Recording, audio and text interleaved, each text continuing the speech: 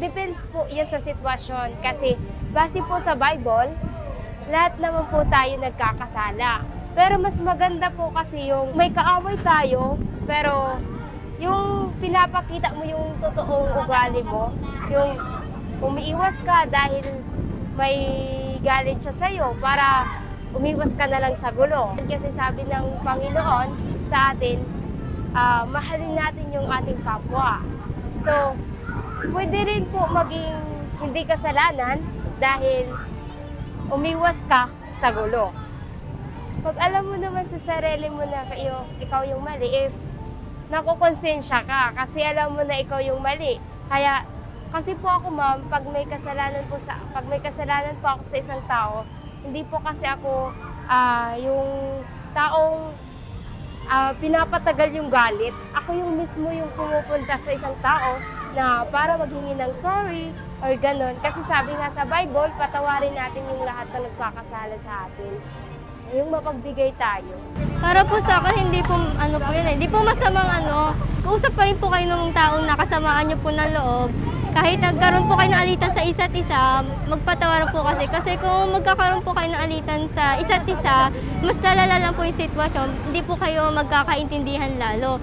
Mas mas lalaki po yung gulo, kaya mas maganda po magpatawaran sa isa't isa po.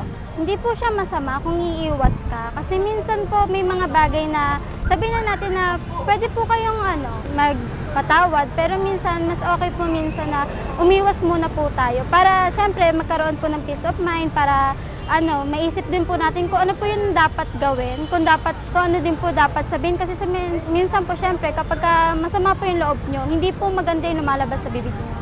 So kailangan po mag-take ng time para doon po. Hindi po. Kasi po baka gantihan ka lang po nila at turo din po sa akin ng nanay ko, huwag po tayong gumanti sa mga taong nagagalit sa atin. Hindi naman po kung ikaw is hindi nakagawa sa kanya ng mali. Kumbaga, kung confident ka sa sarili mo na wala kang ginawa sa kanya, bakit mo kailangan umiwas sa tao na yun? Kumbaga, kung kailangan yung isettle yung nangyari sa inyo, ayusin nyo para kumbaga, maging maayos yung samahan. Pwedeng kayong dalawa or pwedeng kahit na ako lang kasalanan, pwede rin ako mag-sorry sa kanya. Or pwede namang ikaw mag-antay, pero mas okay talaga. Kung alam mo namang wala kang kasalanan, mas okay talaga na ikaw naman mismo ang mag-sorry sa kanya. Para sa akin, oo, kasalanan yun. Kasi dapat kung may mga nagawa kang mga kasalanan or kasamaan man ng loob, kailangan harapin mo na agad dito, solusyonan mo na agad. Kasi habang iniiwas mo yung sarili mo sa mga ganitong bagay, lalo lang itong nagkakaroon ng sakit ng sama ng loob sa'yo. Dapat solusyonan mo na agad para magkaroon ka ng peaceful mind. I think po, hindi naman po masama siya.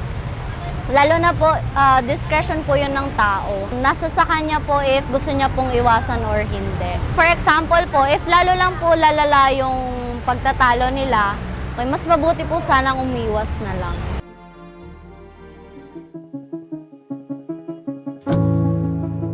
Ang pag-iwas o hindi pagpansin sa isang tao ay natuklasan na may epekto sa self-esteem o kumpiyansa sa sarili. Hindi makabubuti ang pag-iwas sa isang tao dahil isa ito sa sanhi ng emotional trauma. Nagre-resulta rin ito ng galit, anxiety at kung minsan ay depression. Pero kung Biblia ang tatanungin, kasalanan ba ang pag-iwas sa taong nakasamaan mo ng loob? Kailangan pinapakisamahan yon para mahikayat mo sa Diyos. Kung hindi mo na nga babatiin dahil nakaaway mo, hindi mo na rin siya madadala sa Diyos.